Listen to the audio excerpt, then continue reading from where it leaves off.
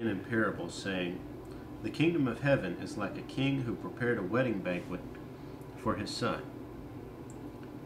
He sent his servant to those who had been invited to the banquet to tell them to come, but they refused to come.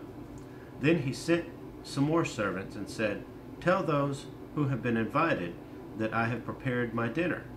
My oxen and fattened cattle have been butchered, and everything is ready. Come to the wedding banquet.' But they paid no attention and went off, one to his field, another to his business. The rest seized his servants, mistreated them, and killed them. The king was enraged. He sent his army and destroyed those murderers and burned their city. Then he said to his servants, 'The wedding banquet is ready, and those I invited did not deserve to come. Go to the street corners and invite to the banquet anyone you find.' So the servant went out into the streets and gathered all the people they could find, both good and bad, and the wedding hall was filled with guests. But when the king came in to see the guests, he noticed a man there who was not wearing wedding clothes. 'Friend,' he asked, 'how did you get in here without wedding clothes?' The man was speechless. Then the king told the attendants, 'Tie him hand and foot and throw him outside into the darkness, where there will be weeping and gnashing of teeth. For many are invited, but few are chosen.' Then the Pharisees went out and laid plans to trap him in his words. They sent their disciples to him along with the Herodians. 'Teacher,' they said, 'we know you are a man of integrity, and that you teach the way of God in accordance with the truth. You aren't swayed by men, because you pay no attention to who they are. Tell us then, what is your opinion? Is it right to pay taxes to Caesar or not?' But Jesus, knowing their evil intent, said, 'You hypocrites, why are you trying to trap me? Show me the coin used for paying the tax.'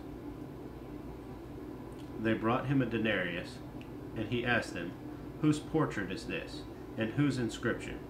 'Caesar's,' they replied. Then he said to them, 'Give to Caesar what is Caesar's, and to God what is God's.' When they heard this, they were amazed. So they left him and went away. That same day the Sadducees, who say there is no resurrection, came to him with a question. 'Teacher,' they said, 'Moses told us that if a man dies without having children, his brother must marry the widow and have children for him. Now there were 7 brothers among us. The first one married and died, and since he had no children, he left his wife to his brother. The same thing happened to the second and third, right on down to the 7th. Finally the woman died.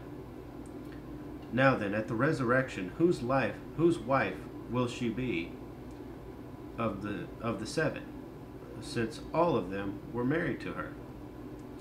Jesus replied, 'You are in error because you do not know the Scriptures or the power of God. At the resurrection, people will neither marry nor be given in marriage. They will be like the angels in heaven. But about the resurrection of the dead, have you not read what God said to you? I am the God of Abraham, the God of Isaac, and the God of Jacob. He is not the God of the dead, but of the living.' When the crowds heard this, they were astonished at his teachings. Hearing that Jesus had silenced the Sadducees, the Pharisees got together. One of them, an expert in the law, tested him with this question. 'Teacher, which is the greatest commandment in the law?' Jesus replied, 'Love the Lord your God with all your heart and with all your soul and with all your mind. That is the first and greatest commandment. And the second is like it. Love your neighbor as yourself. All the law and the prophets hang on these 2 commands.' While the Pharisees were gathered together, Jesus asked them, "What do you think about the Christ? Whose son is he?" "The son of David," he replied. He said to them, "How is it then that David, speaking by the Spirit, calls him Lord? For he says, 'The Lord said to my Lord, sit at my right hand, until I put your enemies under your feet.' If then David calls him Lord, how can he be his son?" No one could say a word in reply, and from that day on no one dared to ask him any more questions.